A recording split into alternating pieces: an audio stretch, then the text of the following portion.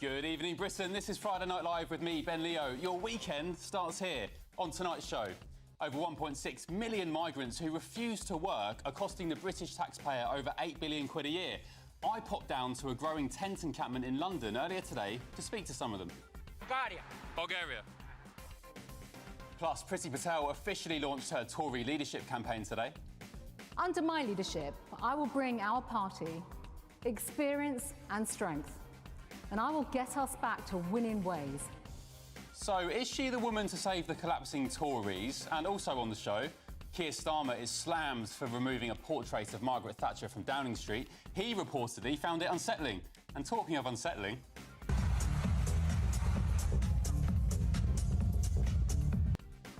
Go on, Ange. Angela Rayner's been raving in Ibiza. So why did the media attack Michael Gove for doing the exact same thing, but give her an easy pass?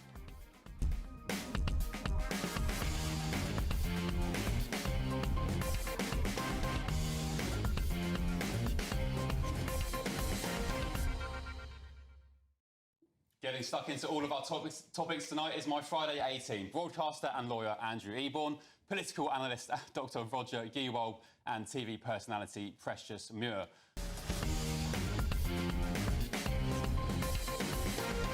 Yeah, well, lots of them will be legal, Andrew, because they've come here, as I understood, on temporary visas, so I think they can work.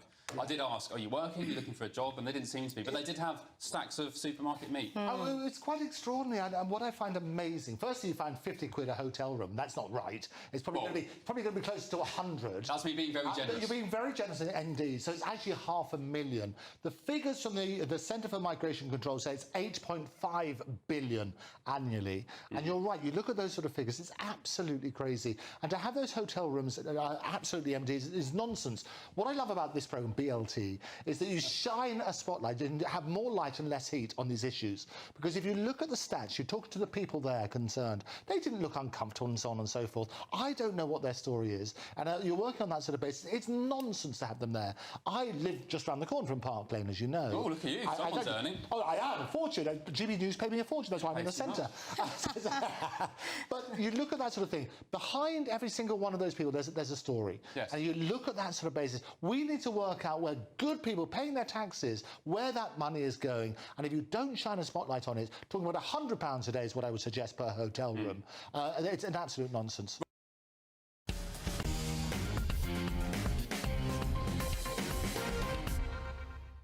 Welcome back, Friday Night Live with me, Ben Leo. Now, Priti Patel officially launched her Conservative leadership bid today with a no-nonsense speech in London.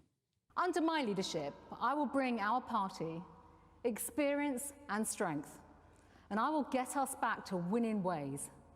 But before I say more about my offer to members of Parliament, my plans to empower our loyal and dedicated party members, and my commitment for our party to serve the nation and the British people with professionalism and integrity.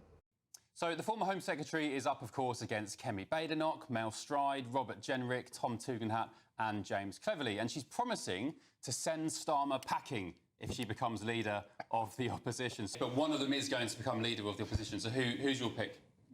None.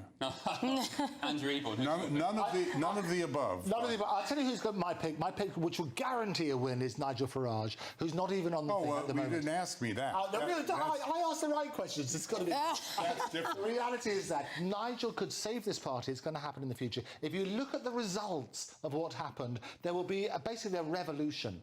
Because you look at people like the Reform Party, who got 14% of the votes and ended up with 5 seats. The people like Liberal Democrats, who got 12% of the votes, got 72 seats. Yeah, but Democracy doesn't work on that sort of basis. So what's going to happen is absolutely people are going to turn around and say, actually, there's something that we want. Nigel's speaking to the people. It's going to work on that basis. And because the Prime Minister has provoked anger by removing a painting of Margaret Thatcher from Downing Street after he claimed it was unsettling to him. Absolutely. The portrait of Baroness Thatcher was commissioned by Labour's former Prime Minister Gordon Brown and unveiled to the Iron Lady herself at a private reception in 2009. But just weeks into his premiership, Sir Keir Starmer has decided it has to go. I don't know where it's going, maybe to a charity shop, but... This decision by Starmer, of course, to remove Thatcher's portrait says everything we need to know about Keir Starmer, about his lack of class character and his poor judgment. OK, Niall, well, say what you really think, you know, to get off that fence. Thank you so much. I'll catch up with you soon, Niall. Thank you. Panel, Andrew Eborn. It was his Labour colleague who commissioned the portrait, Gordon Brown. Absolutely, and I've been to Downing Street many times, and I have to say there's pictures of every Prime Minister going through history, and it's a respect for the position.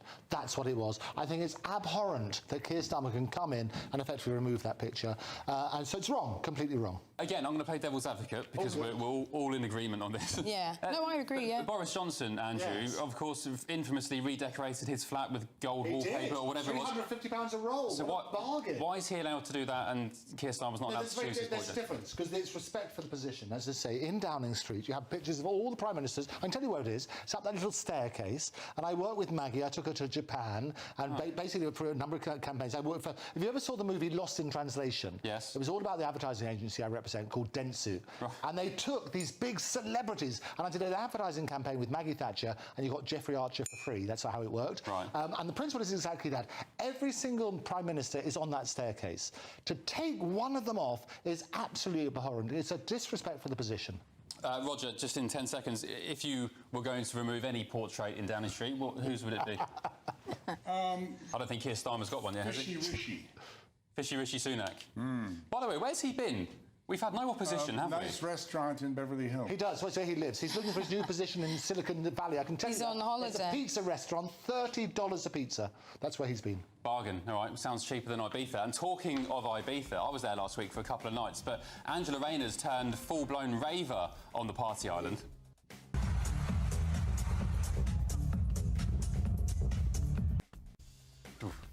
But is this really a good look for a Deputy Prime Minister? We'll debate that after the break. This is Friday Night Live with me, Ben Leo. Back in a tick.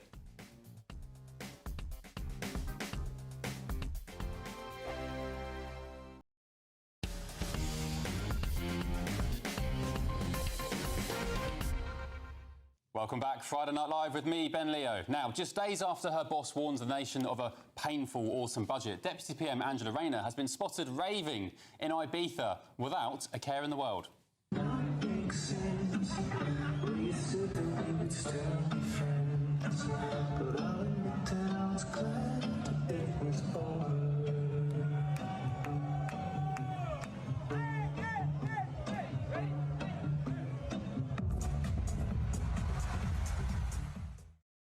Now, Rayner the Raver's fondness for clubbing and dancing is no secret, of course, but with her party warning of serious financial hardships at home, her carefree partying on the Ibiza island is probably not what voters want to see. Andrew, is it unprofessional for politicians to be out partying? Oh, I think it's brilliant. I love it. And ever since we had that glorious dancing with Theresa May and coming on to Dancing Queen and stuff like that. And what people don't mention is DJ Fisher, who put the headphones on Angela as well, just to get the optics on that. Fisher, yeah. Yeah, do you remember? So fantastic stuff. What people don't realise, it's all about the optics. She knows fully well she's going to be out there being filmed by everybody. She wants to look as though she's getting down with the kids. But you said you spent how much on water at the club? Oh, no, that's a different conversation. We won't talk about that. That was when I was about 18. An absolute fortune. But the reality is she knows what the optic is. The idea is to appeal to the electorate. Does it in this current climate? Because it's ridiculously expensive to do that. And I think she's actually going to lose more people than she's going to gain. Roger, you as sort of... As a clubber? As sympathetic as Andrew is? I don't really care, to be honest. I think it's irrelevant. Just like we were talking, Kamala Harris went from somebody that nobody would endorse 5 minutes ago to a superstar, really because she'd be the first woman president. She's black, she's Asian, in that order. And none of those things have anything to do with her being president of the United States or leader of the free world. And I mean, Angela can go dance her clothes off for all I care. Well, my beef with this story is some people have said, you know, she shouldn't be out there partying and so on and so on, and the media have said nothing. But let me give you a blast from the past. This Daily Mirror story from, I think it was 2022. It was. When Michael Gove, who was in government at the time, did the exact same thing, right? He went to Ibiza. But he's a nerd. That's the difference. He was slammed for it. He was slammed for it by the media. Because he looked because he looked like a geek and a nerd, and Angela looked pretty good there. Or because he was a Tory. Yeah, I think you're right. Why is Michael Gove allowed to go partying and he's slammed for it, saying, "Oh, Michael Gove's out"? I just told you, because he looked like a geek. She looks good. I mean, I think she could have done this in private. I don't think that she necessarily... She could go to Ibiza and have a great time, but I don't think she needs to make it so public. That is the thing that I have a problem with. I noticed she's also wearing a red dress, which she's trying to pro-Labour in. That was on purpose? Of course it was 100% on purpose, but she's not doing the right thing. I mean, it doesn't make me want to go to that club. I don't know. I don't know what the positive response... And she wore the red dress to match Keir Starmer's eyes. What I love about this sort of stuff, she knows what the optics is. She's with DJ Fisher. She puts the headphones on. The whole world is going to be... To be honest, she should have went to O Beach in Ibiza. That was a better place to be. We're all sitting here for half an hour talking about her, which is the objective met. Yeah. Okay, Roger. Let me put this to you. The entrance price to get into that club, and all clubs in Ibiza, is about 120 euros. It is. Okay. Bottles of water are 20 euros. There you go. Drinks are 30 euros. Sure. Yes. Is it a good look for the Deputy PM who's just swiped pensioners' winter fuel allowances, warning that in October the nation's going to be going through a pretty rough time? The same guy who bought Keir the Fear his suits bought her dress and paid for her entry there, you know. Lord Ali. The one that has the pass. I don't know if that's true. I'm making up. But what I'm saying is I can almost guarantee you that Angela didn't swipe her credit card when she went in the door. Yeah, I believe it was all copped too. Ben, you make a brilliant point, because she would have known that this is going to get out how much it costs. It's a PR stunt. She would have known that poor pensioners are going to be deprived of their winter fuel, a choice between eating or heating. That is so terrible on the optics. It's their fault. Not good. She's trying to show them you need to go to a warmer climate. I did. I mean, I had 3 nights in Ibiza last week. Just my wife and I, no children. It was literally a very quick trip, and I came back to London, flew into Gatwick. It was raining, it was grey, it was miserable, and I just thought, what am I doing in the UK? Yeah, and your children said, Daddy, why have you left us here in this? No, they weren't bothered. I felt very guilty for leaving. Well, we don't... Spain is not welcoming very many... So, you know, we can't all flock to Spain because... Well, Angela was welcome because she's doing PR. Yeah. But she knew, and the whole point is this, she knows what the optics is going to be, and the look when you're depriving pensioners of heating in winter is so wrong. Yeah, look, I don't care if Angela Rayner wants to go party on Ibiza. I couldn't give a damn, to be completely honest. But I just think at a time, it was the day after Starmer's doom-laden speech, and at a time when you're telling the whole country to brace let's put the impact. Let's put the two things together. Angela, let's draw straws. You take the portrait down and I'll go to Ibiza, or the other way around, you know. They made 2 stupid moves at the same time. I couldn't imagine the human bollard Keir Starmer dancing away in Ibiza. But anyway. I love the bollards, you're right.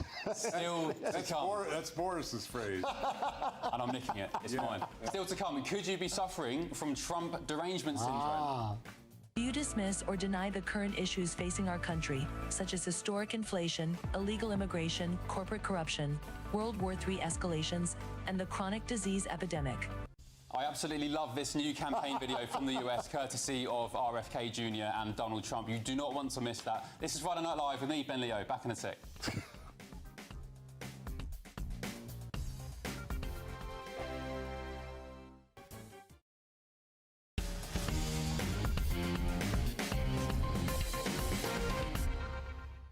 Friday Night Live with me, Ben Leo. Now, Labour MP Jess Phillips has sensationally suggested she received quicker treatment from the NHS because she has a voting record that is sympathetic to Palestine. The Minister for Safeguarding and Violence Against Women and Girls told a theatre audience about her recent experience in a Birmingham A&E department, and describing the situation when she got to the front of the queue, she said, I quote, "I got through because of who I am. Also, the doctor who saw me was Palestinian, as it turns out. Almost all the doctors in Birmingham seem to be. He was sort of like, you know, I like you, Jess. You voted for a ceasefire. I got through quicker." Dearie me. So, Roger, is this evidence of a politicised 2-tier NHS? I don't think so. I mean, I wasn't there, but I mean, everything I've been to the hospital for some tests recently, and I've dealt with, you know, all sorts of Muslim people with headscarves and everything, and they just look after everybody the same. They're wonderful. They're angels. So you think Jess was... And in Israel, they found that Bedouin Arab captive. I just don't think doctors behave like that and nurses. So you think Jess is wrong? Her description was that she got to the front. I think that she got through because of who she is as a person, and obviously that's. I think that her being a politician and famous. Of course, favoritism in in healthcare shouldn't be a thing. I mean, it's bad enough we can't get appointments. I mean, it's so difficult to get doctor's appointments. So good for her getting through. But never let the truth stand in the way of a good story. And actually, if you read her full statement, it never actually said she got through as a result of it.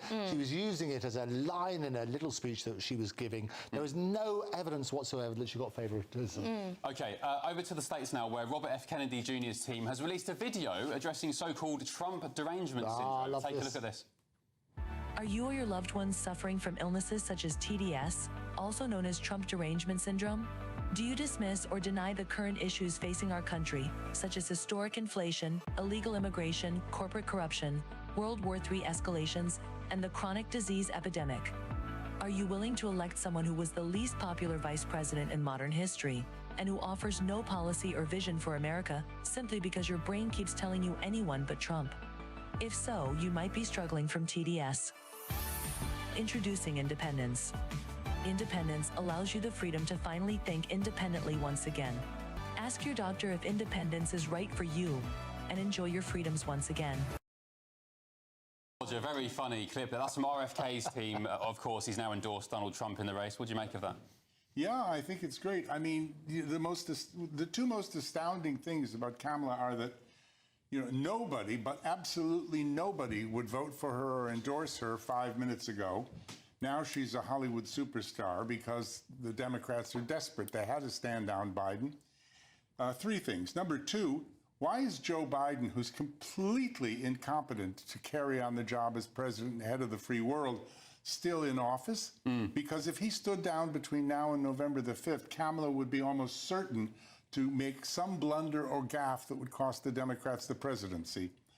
And thirdly, I just think that she keeps making these statements of what she's going to do, and every one of them, you ask, why haven't you said or done something about this in the last 3.5 years? Well, yes, Precious. She gave her first interview to CNN. I think it was overnight. It was. And she was saying, it's time for change. America's struggling. I'm going to bring the winds of change. It's like, Kamala, you've been vice president for the past 4 years. What do you mean change? Well, you've got to understand she's not president, and she has to get this approved by the president. She's vice president, so she can put those issues forward. Well, she's not some tea lady. Vice president. No, but listen, she's going to make the changes when she is president, not when somebody else is. And as vice president, she can only have so much power.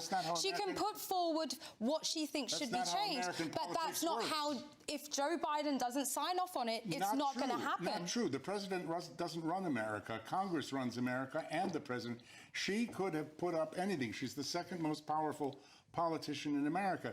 She could have put up to Congress anything she wanted to, as Ben said, in the last 3.5 years, and she's done nothing. She's done a lot. Job, sorry if I may, the one job that she didn't do was she was told to go to the border, which she went once, and do something about the immigration. 8 million illegal people came in because of her. Andrew, you like I'll tell you what's fascinating is that in 2016 she spent millions, including lots of students, to get her name pronounced rightly, and nobody does in the media. Her name is Kamala Harris is what it is. Nobody in the media does it right. She worked on that sort of basis. All that's happened as a result of this is Trump is winning. I had Errol Musk, the father of Elon, on my show. We had him yesterday, and he was saying that Elon did the biggest poll of anybody, had 6 million people responded, and 77% of the people who responded, 6 out of 6 million, voted for Trump, and only 23 for Kamala. But was that on X? It was on X, absolutely. Okay, well, I mean, it sounds like a good poll, but that is on X, which is, I'd say, more now right-leaning. So. Oh, no, well, and Elon has made it very clear. He supports Trump, and he did that wonderful bromance interview, and it was a bromance interview on that basis. We're getting away from the point. The point is she had 3.5 years through the American political process. Everywhere in the world is suffering with illegal immigration. That is not the only thing that we should focus on. Kamala Harris's presidency coming forward. She will make changes. She will reinstate Roe versus Wade, and she will make those promises that she's made actual reality. And I believe in her. And there is no way that she could have done certain things when somebody else was president. And Precious is so wonderfully eloquent. But it doesn't work that way. But can I ask you one thing, Precious, because it's really important. One of the things they're campaigning for example, are tampons in boys' bathrooms. Is that right? No, Waltz already did that. You're a brilliant ventriloquist. Is that right? Well, I don't think that it's necessary for tampons to be in male bathrooms. Why would that be? That's what she's asking. Well, that doesn't make sense. Why are you talking about them doing it? It's done. That's what Waltz did in Minnesota. He put tampons in boys' bathrooms. Waltz also lied about his kids being conceived with IVF. He lied about military career. He lied about going into battle and shooting weapons at the enemy. He never did such. But we don't want to get into talking about the negative things about Trump, because at the end of the day, if you are a person who loves and cares for women and children, and knowing what Trump has been, he has been, right, convicted of certain crimes. Now, let's not go into all of that. But at the end of the day, if you're choosing to support that, then I can't support what you're saying. Not at all. Yeah, absolutely. No. Very quickly, Roger, as the American here, what do you make of RFK Jr.'s endorsement now to Trump and his suspension of his own campaign? And, of course, his family, RFK's family, the Kennedys, ditching him over it. Well, I think that RFK, despite some troubles in his life earlier, is a man of much integrity, a very good politician, a terrific environmentalist, and I think he flipped so quickly. He was saying so many bad things about Trump. His endorsement of Trump says volumes. I think it's very important. He was speaking very negatively earlier on, and then all of a sudden now he's like, well, I don't want to vote for a female president, so you know what, let me just jump on board this bandwagon. Again, what's the fact she's a woman got to do? She's not going to get a vote just because she's a woman. But let me just say, RFK Jr. gave an interview to Tucker Carlson, and he said, I still don't agree with Trump on a lot of things. Yeah. I agree. He did say that. But then why get into bed with somebody you're not actually on board with? Like, don't stick around. How can you be on board with Kamala Harris? She doesn't stand Well, she's not a convicted felon, so that's why I'm on board with it. How many millions are wasted? Kamala is her name.